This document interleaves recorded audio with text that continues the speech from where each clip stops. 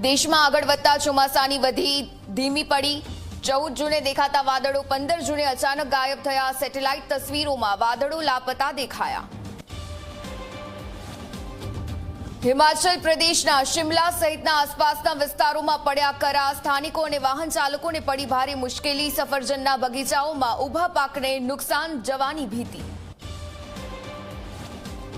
राजस्थानना चूरूमां फरीथी फूंकायुं भयंकर वावाझोडुं। तोफानना कारणे धोळा दिवसे छवायुं अंधारुं। तोफानथी वाहन चालको अने राहदारीओ परेशान।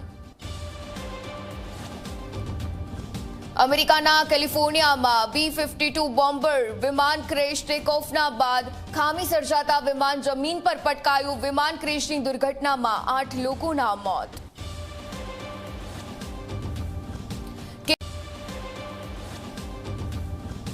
केरीनो रस पीता पहला थई जाओ सावधान। મહેસાણાના સકર ડેરીમાંથી ફૂડ વિભાગે 990 કિલો કેરીનો જથ્થો ઝડપી પાડ્યો। 170 અખાદ્ય કેરીનો જથ્થો જપ્ત કરવામાં આવ્યો। ફૂડ વિભાગની કાર્યવાહીથી ડેરી સંચાલકોમાં ભારે ફફડાટ।